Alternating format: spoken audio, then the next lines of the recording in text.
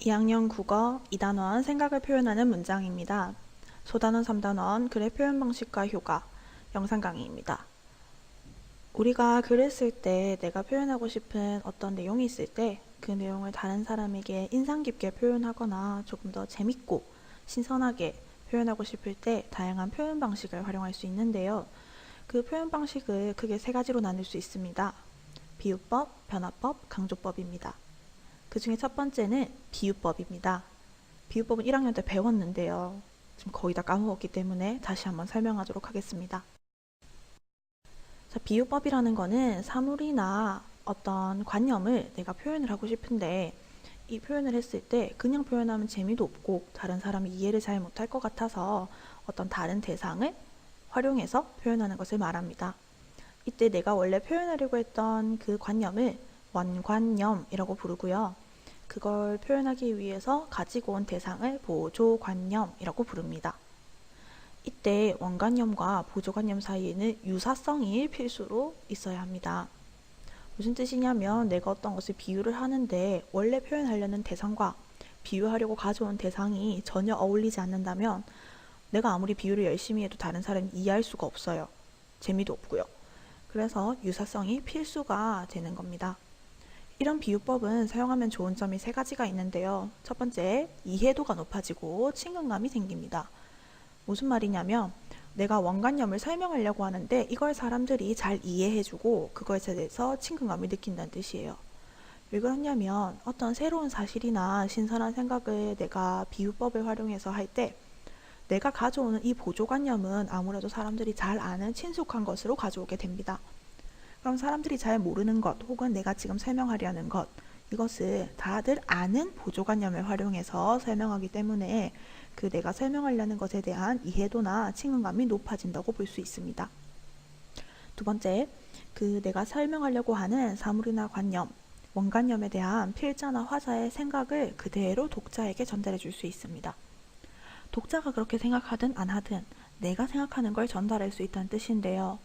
예를 들어서 산소 같은 너라고 부른다면 다른 사람은 어떻게 생각하든 간에 내가 너라는 존재를 산소처럼 소중하게 생각한다라는 것을 전달할 수 있습니다. 세 번째, 그 대상을 신선하고 생동감 넘치게 전달할 수 있습니다. 나는 너를 정말 좋아한다 라고 그냥 말하는 것과 나는 너를 산소만큼 없으면 안 될 만큼 너무너무 좋아한다 라고 말하는 것은 아무래도 느끼는 게 조금 다르겠죠. 조금 더 생생하게 전달할 수 있습니다. 이러한 비유법에는 종류가 매우 많은데요. 먼저 비유법을 보면서 자, 직유법과 은유법의 차이는 단순히 형태 차이입니다. A와 B는 똑같은 게 들어가도 됩니다. 근데 직유법은 모양이 A는 B같이 뭐뭐 한다. 혹은 B같이 뭐뭐 하는 A 이런 것처럼 같이 뭐뭐처럼 뭐뭐인 양 뭐뭐인 듯 이런 연결어가 들어가는 거고요. 은유는 그런 게 없이 그냥 A는 B이다. A는 B 혹은 A까지 생략하고 그냥 B 이렇게 쓰는 것을 은유법이라고 합니다. 단순히 형태만 보면 되겠습니다. 각각의 비유법을 조금 더 구체적으로 보겠습니다. 직유법은 앞에서 봤듯이 저런 형태를 가지고 있고요. 직유법은 하나의 사물, 원관념을 나타내기 위해서 다른 사물, 보조관념을 들고 오는데 그 둘의 비슷한 속성, 지금 파란색으로 써져 있는 뭐뭐 한다 라는 거요. 이 비슷한 속성을 직접 끌어내서 문장에 써주는 겁니다. 그리고 뭐뭐 같이 뭐뭐처럼 같이 연결어를 사용하기 때문에 두 대상이 대등한 위치에 있는 것처럼 비교할 수 있습니다. 그래서 여기서는 연결어가 사용됐는지만 체크하면 되겠습니다.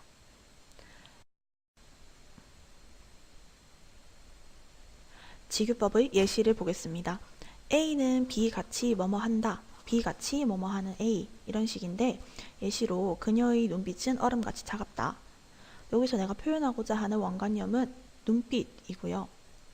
이것의 속성은 차가워요. 차가운 게 뭔가 생각해보니까 얼음이 생각났어요.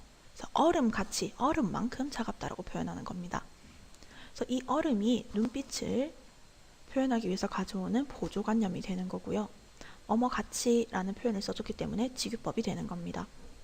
밑에처럼 순서를 바꿔서 써도 괜찮습니다. 얼음같이 차가운 그녀의 눈빛. 이렇게 써도 어차피 내가 표현하고 싶은 건 눈빛이고, 그것을 표현하기 위해서 들고 온 것은 얼음이라는 보조관념이고, 둘을 연결해주는 가치라는 보조관념이 있는 거고, 둘 사이의 유사한 속성은 차갑다라는 속성입니다. 이렇게 해서 비유가 성립이 되는 거죠. 네, 은유법입니다. 은유법은 반대로 그 연결어라는 게 없어요. 없어서 원관념과 유사한 속성은 숨기고 그냥 보조관념 B만 드러내서 A는 B이다 라는 방식으로 설명하는 방식입니다. 그래서 연결어 없이 두 대상이 동일한 것처럼 설명한다고 되어 있는데, 아까 직유법은 A는 B 같이 뭐뭐 한다 라고 했을 때 A랑 B는 서로 다른 대상인 거죠. 그렇지만 둘이 비슷한 점이 있다. 그래서 동등한 위치에 있다 라고 말하는 게 직유법이고, 직유법은 그 유사한 속성까지 적어줍니다. 그런데 은유법에서는 두 대상이 동일한 것처럼 씁니다. 아예 동일한 것. 비슷한 게 아니고 동일한 것. 그래서 A는 B이다 라고 그냥 써버리거나 A는 B 혹은 A까지 지우고 B 라고 써버립니다. 심지어 유사한 속성도 써주지 않습니다. 예를 보면 이해가 쉽겠습니다.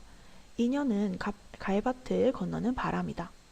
여기서 갈밭을 건너는 유사한 속성이 아니고 바람을 꾸며주는 말이고요.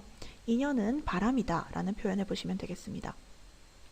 이때 내가 표현하고 싶은 건 인연이라는 원관념이고요.